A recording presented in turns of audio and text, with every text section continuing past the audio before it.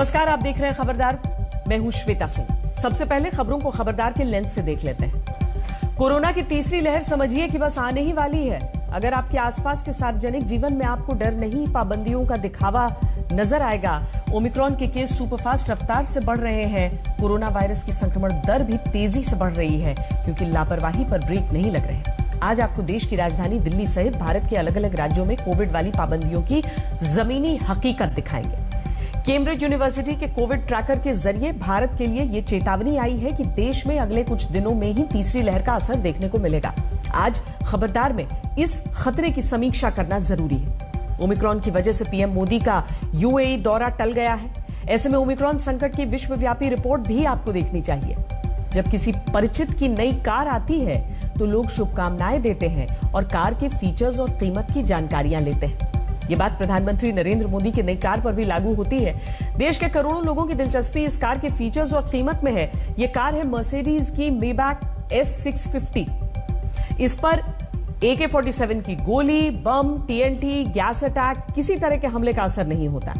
कई media reports में इसकी कीमत 12 करोड़ रुपए बताई गई थी, लेकिन आज तक को प्रधानमंत्री कार्यालय के सूत्रों से जो जानकारी मिली है उसके अनुसार यह कार सोशल मीडिया पर हो रही चर्चाओं से 1/3 कीमत पर तैयार हुई है। आज इस कार की खूबियों का गहरा विश्लेषण करेंगे। प्रधानमंत्री की कार अपग्रेड हुई है तो जम्मू कश्मीर का एंटी टेरर ऑपरेशन में काम आने वाला वाहन भी अपग्रेड हुआ है। पुलिस के चलते फिरते कमांड सेंटर की शक्ति से आतंकवादियों के हौसले पस्त होंगे और आतंक विरोधी अभियानों को नई धार मिलेगी। इस वाहन को ब्लैक पैंथर कहते हैं और हमारी टीम ने ब्लैक पैंथर की डेमो रिपोर्ट आपके लिए तैयार की है। और शुरू में ही आपको एक्स्ट्रा खबरदार कर देते हैं। गरीबों को सस्ता पेट्रोल देने के लिए झारखंड सरकार ने पेट्रोल पर 25 रुपए की छूट देने का निर्णय किया है, लेकिन यह सस्ता पेट्रोल लेने की कुछ शर्तें भी हैं। इस छूट के तहत 1 महीने में 10 लीटर सस्ता पेट्रोल ही मिलेगा और यह उन लोगों को मिलेगा जिनके पास BPL कार्ड है और जो दोपहिया वाहन का इस्तेमाल करते हैं। 25 रुपए की छूट सीधे डायरेक्ट बेनिफिट ट्रांसफर के जरिए अकाउंट में पहुंचाई जाएगी। यह नियम 26 जनवरी 2022 से लागू किया जाएगा। झारखंड के सीएम हेमंत सोरेन ने इसकी घोषणा की है। जब से कोरोना के ओमिक्रॉन वेरिएंट ने दुनिया में दस्तक दी है, तब से भारत में कोरोना की तीसरी लहर की भविष्यवाणियां हो रही हैं और अब वो वक्त नजदीक आ चुका है जब तीसरी लहर मुमकिन है शुरू होने वाली है। इसके शुरुआती रुझान भी आने शुरू हो चुके हैं। तीसरी लहर का पहला रुझान तो यही है कि भारत में मंगलवार को 24 घंटे में कोरोना के 9,195 नए केस की पुष्टि हुई। यह संख्या सोमवार के मुकाबले 44.6% ज्यादा है, जब देश में 6,358 नए केस आए थे। तीसरी लहर का दूसरा रुझान यह है कि अब तक देश के 21 राज्यों में कोरोना का नया ओमिक्रॉन वेरिएंट फैल चुका है। पिछले 24 घंटे के अंदर ओमिक्रॉन के 128 नए मरीज मिले हैं। देश में ओमिक्रॉन के कुल मरीजों की संख्या बढ़कर 781 हुई है। इन दोनों रुझानों से साफ है कि तीसरी लहर का खतरा अब तक के सारे अनुमानों से ज्यादा बड़ा और गंभीर हो सकता है, लेकिन यह बात न तो सरकारों को समझ में आई है और न जनता को। सरकारें कोरोना नियमों की घोषणाएं कर रही हैं और जनता इन नियमों की धज्जियां उड़ा रही है। देश की राजधानी दिल्ली को ही देखिए, जहां ओमिक्रॉन के सबसे ज्यादा केस हो चुके हैं और येलो अलर्ट लागू है, लेकिन कोरोना से डर का सिर्फ दिखावा है।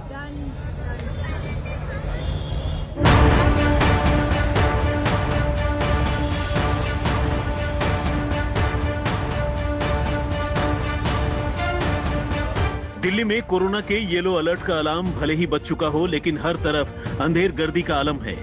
कोरोना को फैलने की और ज्यादा सहूलियत हो गई है।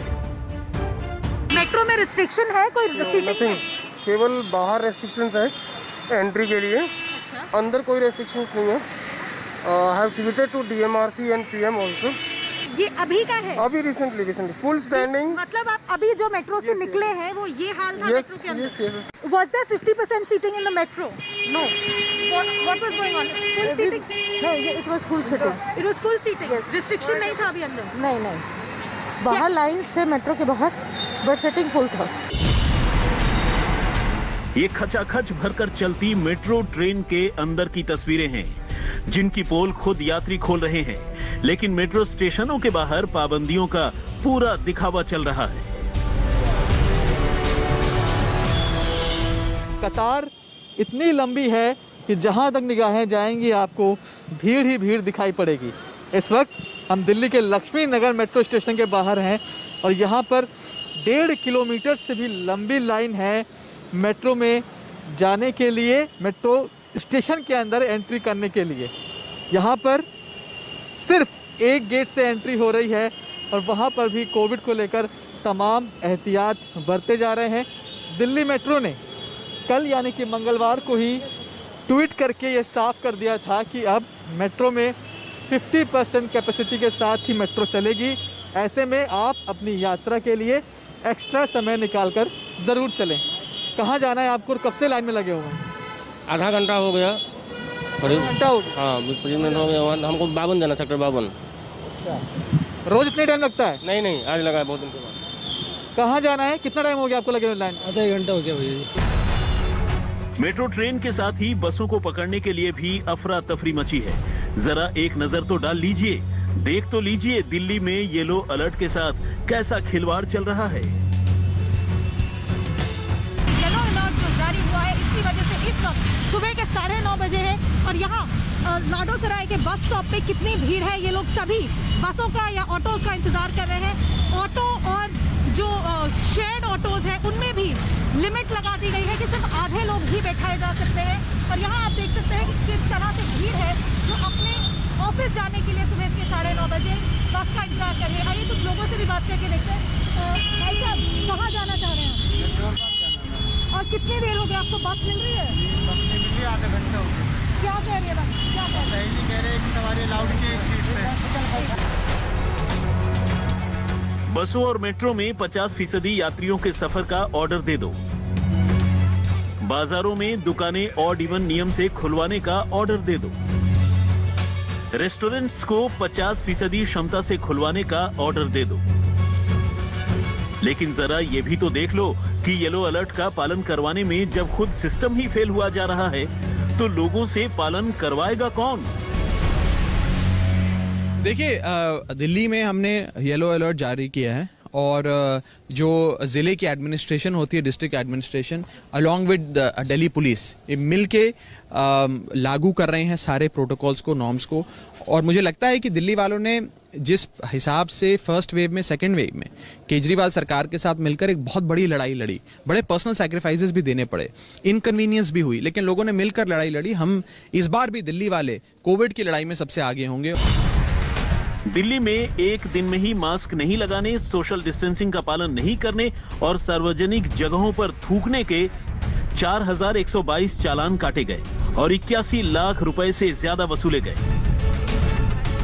इसके बावजूद इन तस्वीरों को देखकर कौन कहेगा कि दिल्ली में मिनी लॉकडाउन लागू है, वो भी तब जब सबसे ज्यादा ओमिक्रॉन दिल्ली में आए हैं। कोरोना पॉजिटिविटी रेट 1% के पार जा चुकी है। एक दिन में कोरोना के 500 से ज्यादा केस आने शुरू हो चुके हैं।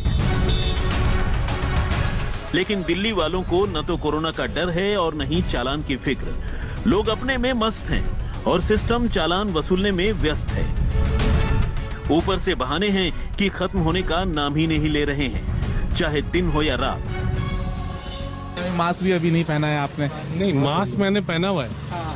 तो क्या आप इतनी रात को बाहर निकले हुए, आपको जानकारी नहीं थी कि नाइट कर्फ्यू? नहीं सर, हमें पता नहीं था। हम कोविड वॉरियर्स हैं। कोरोना में करीबन 200 से ऊपर जाने बचाई हैं। नाइट कर्फ्यू किस तरीके से मददगार साबित होगा या फिर कोरोना नियमों का पालन करना कितना जरूरी है? सर आप बिल्कुल सही हैं, आप जो कर रहे हैं absolutely right. Only problem is that अगर हम लोग घर से निकले थे, एज ही सेड कि कोई भी ऐसी जानकारी नहीं मिली थी कि जहां पर 10 बजे का नियम हो। 11 बजे हमने सुना था कि 11 बजे से वो लॉकडाउन है, बट 10 बजे का हमें नहीं पता था। दिल्ली में अभी येलो अलर्ट है, लेकिन लोग कितने अलर्ट हैं ये दिख भी रहा है और समझ में भी आ रहा है। अगर ऐसे ही चलता रहा तो बहुत जल्द दिल्ली में रेड अलर्ट भी लगेगा। फिर न खुलेंगे बाजार, न लगेगी भीड़, न चलेगी मेट्रो, न लगेंगी लंबी लंबी लाइनें, यानी न रहेगा बांस, न बजेगी बांसुरी। शायद इसीलिए दिल्ली वाले भी इतनी जल्दबाजी में हैं कि पता नहीं कब संपूर्ण लॉकडाउन लग जाए। दिल्ली से अनीशा माथुर और मनीष चौरसिया के साथ पंकज जैन, आज तक। राजधानी दिल्ली में कोरोना नियमों की अनदेखी की जो तस्वीरें आपने देखी वो तो सिर्फ हाइलाइट्स हैं। लापरवाही की ऐसी ही तस्वीरें पूरे देश से सामने आ रही हैं, जबकि कोरोना की तीसरी लहर अब किसी भी वक्त धावा बोल सकती है। देश के कई राज्यों में कोरोना के केस अब तेजी से डबल हो रहे हैं। दिल्ली में पिछले 24 घंटे में 86% कोरोना के मामले बढ़े। कल 496 मरीज आए थे, आज 923 नए केस सामने आए। मुंबई में पिछले 24 घंटे में 2510 नए केस आए, जबकि कल यानी मंगलवार को 1377 नए केस आए थे, यानी 24 घंटे में लगभग दोगुने नए केस आ गए।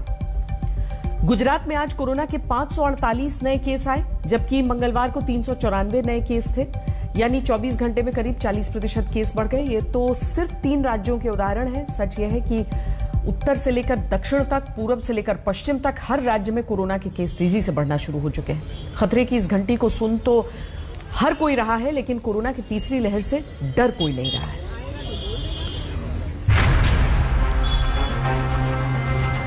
भिन्न भिन्न प्रकार की पाबंदियों के बावजूद ऐसा लग रहा है कि लोगों ने कोरोना से डरना वरना छोड़ दिया है और तीसरी लहर के स्वागत की तैयारियों में जुट गए हैं।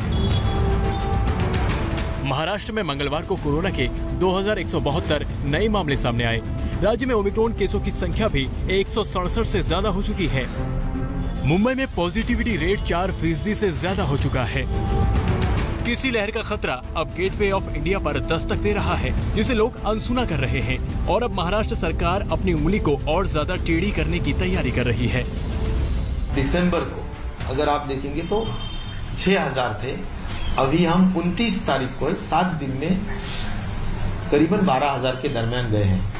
अभी रोजाना आंकड़ा 500-600 का रहता था, अभी 2000 के दरमियान आंकड़ा रह रहा है। तो इसका मतलब है 5 गुना ये संख्या रोज ऍक्टिव्ह केसेस की संख्या बढ़ रही है। जिथे जिथे पब्लिक प्लेस आहे 31 तारखेसाठी ते बंद राहतील। कुठेही पब्लिक प्लेसमध्ये आपण पार्टीज किंवा कुठेही काही मोठं सेलिब्रेशन आपण अलाव करणार नाहीये।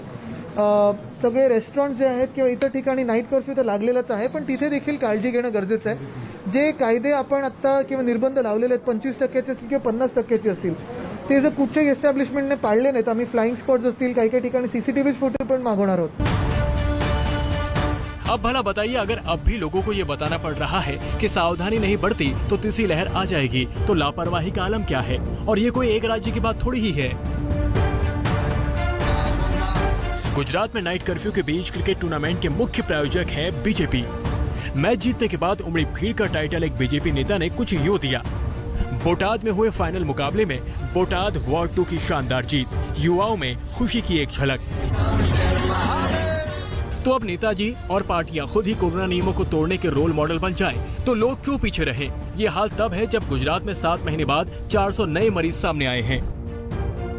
गुजरात में बढ़ते कोरोना के मामलों के बीच अब जो मरीज है, जो कोविड पॉजिटिव है, उनको अब अस्पतालों में लाया जा रहा है। दरअसल अहमदाबाद का ये वही 1200 बेड अस्पताल है जिसे अब एक बार फिर कोविड अस्पताल बना दिया गया है और आप देख सकते हैं जो कोविड पॉजिटिव पेशेंट है वो भी यहाँ पे आना शुरू हो चुके हैं। गुजरात में पिछले 24 घंटे में 394 जितने के मामले आए हैं और पिछले 10 दिनों की बात की जाए तो इन मामलों में लगभग 100 गुना तक बढ़ोतरी है। यानी 10 दिनों पहले जो मामले थे वो 60-70 के आसपास थे, अब 394 हो चुके हैं। ओमिक्रॉन के मामले भी जो है वो भी करीब 80 के आसपास हो चुके हैं। भले आपकी न्यू ईयर पार्टी कैंसिल हो गई हो, लेकिन बंगाल में कोरोना को पार्टी देने की तैयारियां चल रही हैं। क्रिसमस और न्यू ईयर पर नाइट कर्फ्यू की ढील देकर पश्चिम बंगाल में अब तक 7 ओमिक्रॉन के केसेस पाए गए हैं और जो जाना जा रहा है कि 28 दिसंबर को लगभग 750 केसेस कोविड केसेस पाए गए हैं। एक दिन पहले 27 दिसंबर को लगभग 430 कोविड पॉजिटिव केसेस पाए गए। अब तक जो जाना जा रहा है कि पश्चिम बंगाल सरकार इस पर कड़ी नजर रख रही है। ममता सरकार कोरोना पर कितनी कड़ी नजर रख रही है, जरा इस पर भी नजर डालिए। ये तस्वीरें हैं गंगा सागर मेले की तैयारियों की, जिसमें कोरोना को डुबकी लगाने का मौका दिया जाएगा। देश भर से लाखों लोग मकर संक्रांति पर गंगा सागर में डुबकी लगाने पहुंचेंगे, जिनके ठहरने खाने पीने के साथ साथ कोरोना संक्रमित होने पर इलाज की सुविधा के लिए 600 बेड का अस्पताल भी तैयार किया जा रहा है। ममता दीदी का माँ माटी मानुष के प्रति प्यार देखिए कि गंगा सागर में मेला लगेगा, लेकिन कोरोना बढ़ा तो स्कूल में क्लास नहीं लगेंगे। इनसे अच्छे तो बिहार के मुख्यमंत्री नीतीश कुमार हैं, जो बिहार में पिछले 24 घंटे में कोरोना के 47 नए मामले सामने आने के बाद तीसरी लहर का अलर्ट जारी कर दिया है। और अब तो दुनिया में और कई दौर और बिहार में भी तो तीसरे दौर की शुरुआत हो गई है। अब उसके लिए तो सब तरह की आपकी तैयारी है और यहाँ पर भी जो केंद्र सरकार की तरफ से गाइडलाइन है और राज्य सरकार में भी हम लोगों का उसके अनुरूप निर्णय है कि कैसे हम लोगों की मदद करें, किस तरह से अस्पतालों को चलाएं और कैसे लोगों को हम राहत पहुंचाएं। ये सब तो काम किया जा रहा है, अभी तो कोई जानता नहीं है। सुशासन बाबू के आदेश पर बिहार में पार्कों और चिड़ियाघरों तक को बंद कर दिया गया है, लेकिन लोग हैं कि कोरोना से डरने को तैयार ही नहीं हैं। अभी हम इस वक्त मौजूद हैं पटना के बोरिंग रोड इलाके में और यहाँ पर आप देखिए किस तरीके से जो ये कोचिंग स्टूडेंट्स आप देखिए यहाँ पे सुबह सुबह बिना मास्क लगाए हुए जो हैं वो जा रहे हैं और कुछ लोगों ने मास्क लगाया है, लेकिन फिर भी बहुतों ने जो है वो मास्क नहीं लगाया हुआ है और ये साफ तौर पर जो है बहुत बड़ी लापरवाही साबित हो सकती है आने वाले दिनों में। और इसी तरीके की लापरवाही अगर होती रही तो कोरोना के मामले और ज्यादा बढ़ेंगे। क्यों? मन के हारे हार है, मन के जीते जीत। शायद लोग मान चुके हैं कि कोरोना वो डॉन है जिसकी तीसरी लहर को रोकना मुश्किल ही नहीं, नामुमकिन है। ये जो कुछ भी हो रहा है ठीक नहीं हो रहा है। आज तक ब्यूरो। भारत में आने वाले दिनों में कोरोना केस तेजी से बढ़ सकते हैं और तीसरी लहर अनुमान से पहले आ सकती है। वैसे तो ये अनुमान जताने के लिए एक्सपर्ट होना जरूरी नहीं, हालात सब कुछ बयान कर ही रहे हैं, लेकिन अब कैम्ब्रिज यूनिवर्सिटी के वैज्ञानिकों ने भी कह दिया है कि भारत में अगले कुछ ही दिनों में तीसरी लहर का असर दिखने लगेगा। ये चेतावनी इसीलिए भी गंभीर है क्योंकि कैम्ब्रिज यूनिवर्सिटी की इसी टीम ने भारत में दूसरी लहर की सबसे सटीक भविष्यवाणी की थी। अब उसी टीम ने तीसरी लहर की भविष्यवाणी की है, जिसमें कहा गया है कि भारत में अगले एक हफ्ते के भीतर ही कोरोना की तीसरी लहर आ सकती है। रोजाना कितने केस आ सकते हैं यह अनुमान लगाना बेहद मुश्किल है। रिसर्च टीम के अनुसार भारत के 6 राज्यों में मामले काफी तेजी से बढ़ सकते हैं, लेकिन कोरोना की तीसरी लहर बेहद कम वक्त के लिए रहेगी। कैम्ब्रिज यूनिवर्सिटी की रिसर्च में भी यह कहा गया है कि ओमिक्रॉन से आने वाली तीसरी लहर ज्यादा घातक नहीं होगी, लेकिन इस बात की आशंका जरूर है कि तीसरी लहर देश के हेल्थ इंफ्रास्ट्रक्चर की कमर तोड़ दे, जिससे बचने के लिए राज्य सरकारें तैयारियों में जुटी हैं। दिल्ली सरकार ने छोटे बच्चों के लिए एक स्पेशल आइसोलेशन सेंटर तैयार किया है, जिसका आज तक की टीम ने जायजा लिया। इस वक्त हम मौजूद हैं यमुना स्पोर्ट्स कॉम्प्लेक्स के भीतर और यहाँ पर हम आपको ऐसा आइसोलेशन सेंटर दिखाने जा रहे हैं जहाँ खास तौर से छोटे बच्चों के इलाज का इंतज़ाम किया गया है। सामने आप तस्वीर देखिए, ऐसा लगेगा आपको कि आप किसी क्लासरूम में आ गए हैं, लेकिन ये क्लासरूम नहीं है, ये आइसोलेशन सेंटर है। अगर बच्चों को जो बीमार हैं, जिनको यहाँ पर आइसोलेशन में रहना पड़े, तो उनका जो मानसिक एक जो हमने नोटिस किया है कि बच्चे बहुत जल्दी हताश हो जाते हैं। वो ज़्यादा बीमार नहीं भी हैं, तब भी उनको एक जगह पर रखना अपने आप में एक बहुत बड़ा चैलेंज है। तो बच्चे यहाँ पर जो गंभीर रूप से बीमार नहीं है, जिनको आइसोलेशन करने की ज़रूरत है ताकि वो दूसरे लोगों को संक्रमित ना करें, उनको एक ऐसा एनवायरनमेंट दिया जा सके कि उनको ये लगे कि वो एक प्लेग्राउंड में ही है। सेंटर के भीतर अब तक सिंगल बेड दिखा होगा, लेकिन यहाँ पर 2 बेड हमें एक साथ नजर आ रहे हैं। इसका मकसद क्या है ये बताने के लिए यहाँ पर जो तमाम व्यवस्था की है डॉक्टर्स फॉर यू ने, उसके चेयरमैन डॉक्टर रजत जैन हमारे साथ हैं। ये बताइए डॉक्टर साहब कि क्या मकसद है और किस तरह की तैयारियाँ यहाँ पर? देखिए, एक चीज़ जो हमने नोटिस की अपने एक्सपीरियंस के साथ कि अगर किसी बच्चे को एडमिट करने की ज़रूरत पड़ती है या किसी ऐसी मदर को एडमिट करने की ज़रूरत पड़ती है जिसके साथ एक छोटा बच्चा है जो घर पे नहीं रह सकता, तो एक सिंगल बेड पर उसको रखना थोड़ा सा प्रॉब्लमेटिक हो जाता है।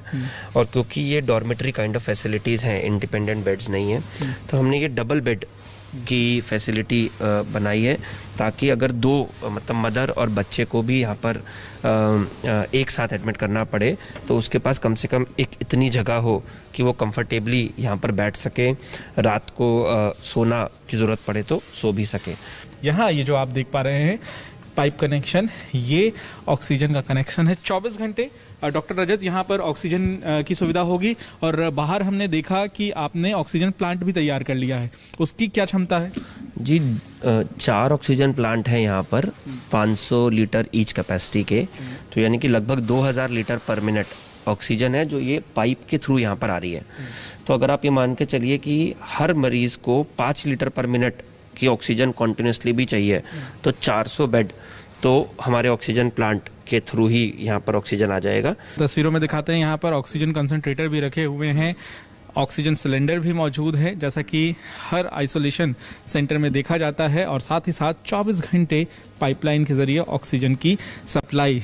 800 बेड्स तक तो यहाँ पर बहुत आसानी से बनाए जा सकते हैं, और डिपेंडिंग ऑन जैसे जैसे इंस्ट्रक्शंस आती रहेंगी, और इंस्ट्रक्शन से ज़्यादा और इम्पॉर्टेंट एस्पेक्ट है कि जिस हिसाब से केसेस को आइसोलेट करने की या ट्रीट करने की ज़रूरत पड़ी, तो उसके हिसाब से मुझे लगता है हम 800 बेड तक तो यहाँ पर चले ही जाएंगे। तमाम तैयारियों को अंजाम दिया जा रहा है युद्ध स्तर पर, क्योंकि जिस तरह से देश की राजधानी में कोरोना के मरीज बढ़ रहे हैं, अगर आने वाले दिनों में आइसोलेशन सेंटर की ज़रूरत पड़ती है तो अभी ही पुख्ता तैयारियां कर ली गई हैं। कैमरामैन अजय ठाकुर के साथ पंकज जैन, दिल्ली, आज तक। भारत में पिछले 20 दिनों में पहली बार 24 घंटे में 9,000 से ज्यादा केस आए, और अब देश में ओमिक्रॉन के मरीजों की संख्या 800 से ऊपर जा चुकी है। आप में से बहुत से लोगों को ये आंकड़े मामूली लग रहे होंगे, लेकिन ये सोच आने वाले दिनों में एक बड़ा संकट खड़ा कर सकती है। आपको जानकर हैरानी होगी कि आज से ठीक 6 महीने पहले अमेरिका और ब्रिटेन ने ऐसे दिन भी देखे जब वहां रोजाना 9,000 केस आ रहे थे, लेकिन इसके बाद बेफिक्री बढ़ गई और साल के आखिरी 3 महीनों में लापरवाही का ऐसा दौर शुरू हुआ कि अब अमेरिका में हर रोज 3 लाख से ज्यादा और ब्रिटेन में रोज 1 लाख से ज्यादा केस आ रहे हैं। भारत को इन आंकड़ों से सबक लेने की जरूरत है।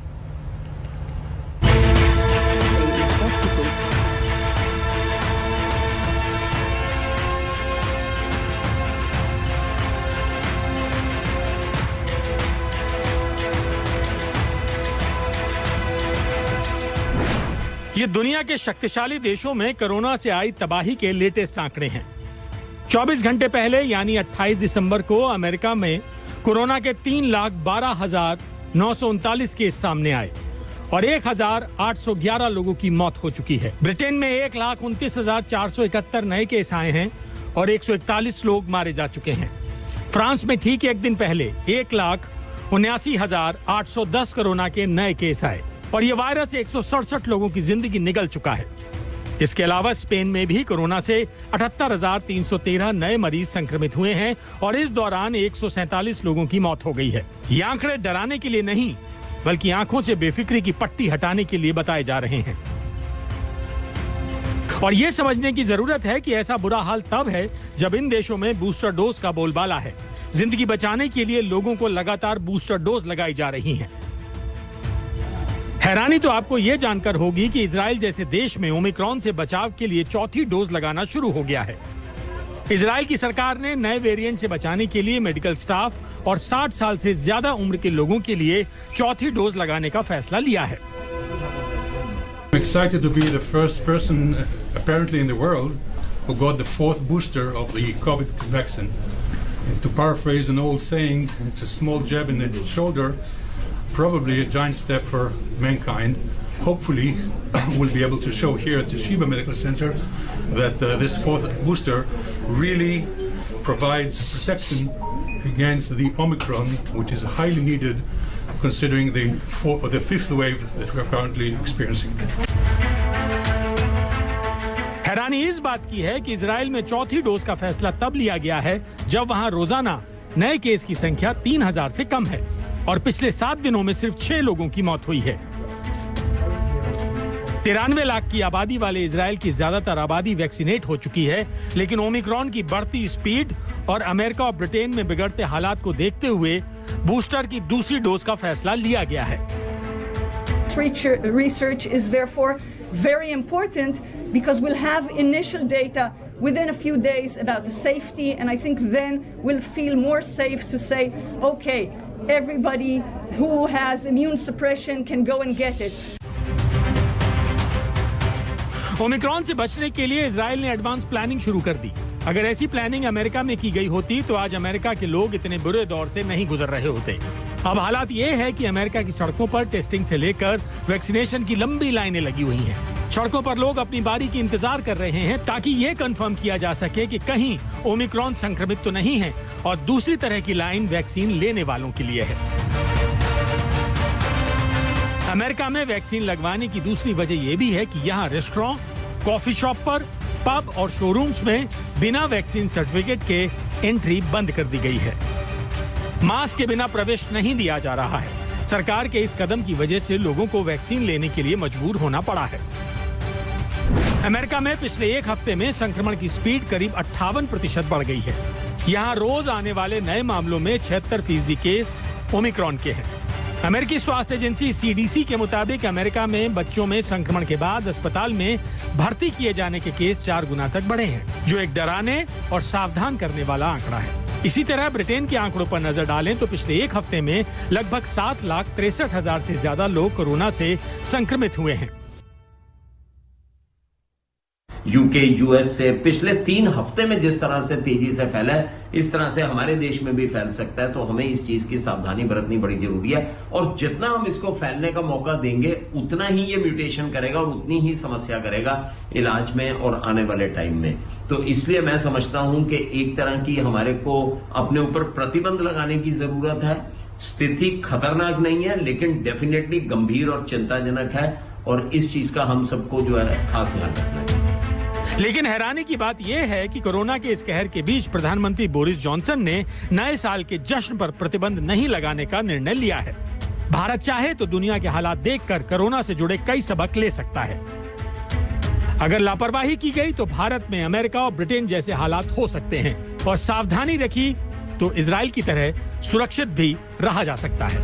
अब फैसला आपको लेना है कि आप किस उदाहरण को फॉलो करना चाहते हैं। ब्यूरो रिपोर्ट, आज तक। क्या आपने प्रधानमंत्री नरेंद्र मोदी की नई कार देखी है, जिसकी खूबियों की आजकल काफी चर्चा हो रही है? आमतौर पर हमारे देश में जब भी किसी परिचित के यहाँ नई कार आती है तो लोग बधाई देते हैं और इसके साथ ही कार की खासियत और कीमत के बारे में पूछते हैं। इसीलिए जब पीएम मोदी की नई कार आई तो उसके बारे में भी ऐसी ही जिज्ञासा होना स्वाभाविक है। पीएम की नई कार के बारे में आज आपको बताते हैं हम। ये मर्सिडीज की Maybach S650 guard luxury car है। इस कार को प्रधानमंत्री की सुरक्षा से जुड़े तमाम पहलुओं को ध्यान में रखते हुए अपग्रेड किया गया है। इसकी सबसे बड़ी खासियत यह है कि इस पर गोली और बम का असर नहीं होता। इसकी बॉडी और खिड़कियां दोनों बुलेट प्रूफ और ब्लास्ट प्रूफ हैं, जिसकी वजह से इस पर AK-47 से चली गोलियों का भी असर नहीं होता। इसके अलावा यह कार 2 मीटर की दूरी से किए गए 15 किलोग्राम TNT के विस्फोट को भी सहन कर सकती है। इसकी बॉडी पर पॉलीकार्बोनेट की कोटिंग है, जो कार में बैठे लोगों को विस्फोट से बचाती है। ये तो इस कार की कुछ खूबियां हैं। इसमें और भी कई फीचर्स हैं जिनके बारे में हम आपको अपनी रिपोर्ट के जरिए बताएंगे, लेकिन इस रिपोर्ट से पहले आपके सामने इसकी कीमत से जुड़े कुछ तथ्य रख देते हैं। कार की कीमत को लेकर कई तरह की बातें सामने आ रही थीं। कई मीडिया रिपोर्ट्स के अनुसार इस कार की कीमत 12 करोड़ रुपए बताई गई, लेकिन प्रधानमंत्री कार्यालय से जुड़े सूत्रों के अनुसार इस कार की कीमत करीब 4 करोड़ रुपए बताई जा रही है। वैसे मर्सिडीज मेबैक S650 की शोरूम कीमत करीब 3 करोड़ होती है, लेकिन सुरक्षा से जुड़े बदलावों की वजह से इसकी कीमत बढ़ जाती है। आमतौर पर इस तरह की लग्जरी बुलेट प्रूफ कार की कीमत करीब 10 करोड़ रुपए होती है, लेकिन पीएमओ के सूत्रों के अनुसार इसे कम कीमत पर तैयार करवाया गया है। इस कार को हाल ही में दिल्ली में हैदराबाद हाउस में देखा गया, जब रूस के राष्ट्रपति व्लादिमीर पुतिन भारत आए थे। वैसे यह कार राष्ट्रपति पुतिन की पसंदीदा कारों में से एक है। इसीलिए अब आपको पीएम की इस नई कार के फीचर्स को और विस्तार से समझाते हैं।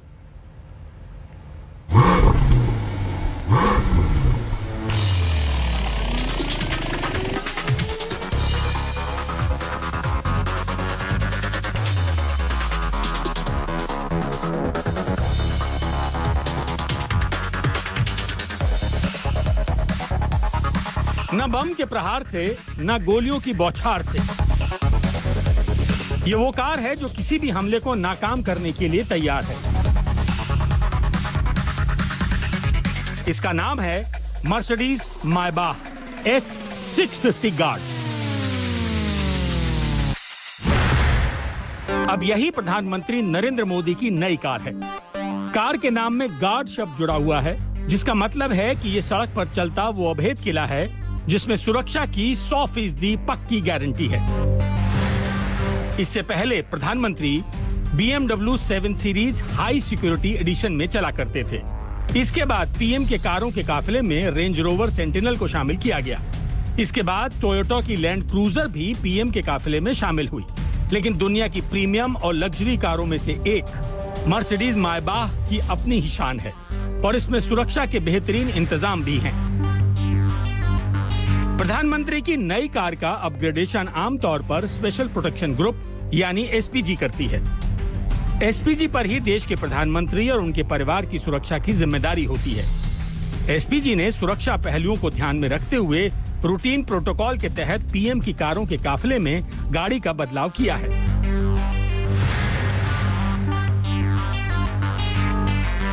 पीएम मोदी की इस नई कार को दुनिया की सबसे सुरक्षित कारों में गिना जा रहा है। Mercedes मायबाह S650 guard VR10 level सुरक्षा से लैस है और इसे 2010 एक्सप्लोजन प्रूफ व्हीकल की रेटिंग भी मिली है, यानी ये कार बम धमाके के जरिए किए गए हमले को नाकाम कर सकती है। इतना ही नहीं, यदि इस कार पर गैस अटैक भी किया जाता है तो इसमें एक विशेष एयर सप्लाई मैकेनिज्म है जो गैस के हमले को बेअसर कर देता है। मर्सिडीज मायबाह S650 पुलमैन गार्ड में 6 लीटर का ट्विन टर्बो V12 इंजन है। ये 516 bhp की पावर और 900 Nm का टॉर्क जनरेट करता है। इसके अलावा कार के फ्यूल टैंक पर एक विशेष एलिमेंट का कोट दिया गया है जो गोली लगने से हुए छेद को अपने आप सील कर देता है।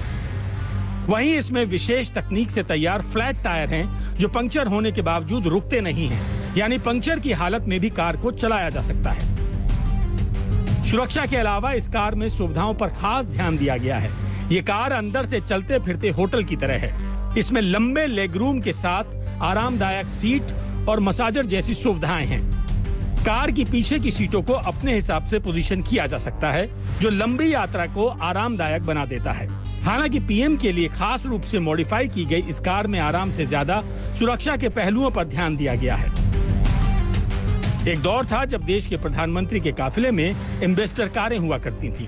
खुद पीएम मोदी बतौर गुजरात के सीएम रहते हुए स्कॉर्पियो में चला करते थे, लेकिन तकनीक में बदलाव और सुरक्षा कारणों को ध्यान में रखते हुए कारों के काफिले में बदलाव होते चले गए। हिमांशु मिश्रा के साथ ब्यूरो रिपोर्ट, आज तक।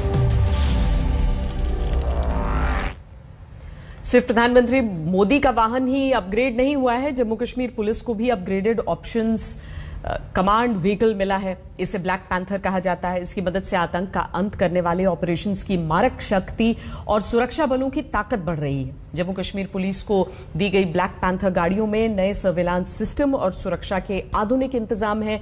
इनमें 14 सीसीटीवी कैमरे, 360 degree camera, advance medical kit, power backup और एयर कंडीशनिंग है। इन्हें कई एंटी टेरर ऑपरेशंस में आने वाली चुनौतियों के हिसाब से अपग्रेड किया गया है। जम्मू कश्मीर के डीजीपी दिलबाग सिंह के अनुसार नगरोटा एनकाउंटर में ऐसे एडवांस वाहन का इस्तेमाल किया गया था। आज तक की टीम ने जम्मू कश्मीर पुलिस के ब्लैक पैंथर पर एक डेमो रिपोर्ट तैयार की है। आतंक से लड़ने के लिए जम्मू कश्मीर पुलिस के पास नए हथियार आ रहे हैं, नए अस्त्र शस्त्र आ रहे हैं। मेरे पीछे आप ये जो गाड़ियां देख रहे हैं, इनको ब्लैक पैंथर कहा जाता है। ये ऑपरेशंस कमांड व्हीकल है। जब भी आतंकवाद विरोधक अभियान चलेगा तो उस समय इन गाड़ियों की सहायता ली जाएगी और इससे आतंक पर प्रहार किया जाएगा। मैं आपको समझाता हूं, ये बख्तरबंद गाड़ियां हैं। इसमें 14 सीसीटीवी कैमरास फिट किए गए हैं और ये 360 डिग्री व्यू कैमरा है। इसको ऊपर भी ले जाया जा सकता है, ऊंचाई पर भी, और जितनी ऊंचाई पर ले जाया जा सकता है उतने ज़्यादा अधिक एरिया में हम इस गाड़ी के अंदर मॉनिटरिंग कर सकते हैं। तो उसी कड़ी में अब जम्मू कश्मीर पुलिस को ये बख्तरबंद गाड़ियां दी गई हैं जिनको कि ब्लैक पैंथर कहा जाता है। ये कोई साधारण गाड़ियां नहीं है, इसमें अत्याधुनिक टेक्नोलॉजी का प्रयोग किया जाता है और साथ ही में इसमें सीसीटीवी कैमराज हैं, 360 डिग्री व्यू कैमरा लगाए गए हैं और कहीं पर भी जहां पर आतंकवाद विरोधक अभियान चल रहा है उस समूचे क्षेत्र का मॉनिटरिंग इस गाड़ी के अंदर बैठकर किया जा सकता है। तो एक तरह से मिनी वॉर रूम है। तो जम्मू कश्मीर पुलिस के हाथ मजबूत किए जा रहे हैं ताकि आतंकवाद से लड़ने में सुरक्षा बलों को सफलता मिले। और जम्मू कश्मीर पुलिस के जो महानिरीक्षक है दिलबाग सिंह, कल उन्होंने साफ तौर पर कहा कि आने वाले दिनों में आतंकवाद विरोधक अभियानों में तेजी आएगी। हाल के दिनों में जम्मू कश्मीर पुलिस पर जिस तरह का हमला किया था आतंकियों ने, उससे बचने में बेहद कारगर। खबरदार में आज के लिए इतना ही। देश और दुनिया की बाकी खबरों के लिए आप देखते रहिए आज तक।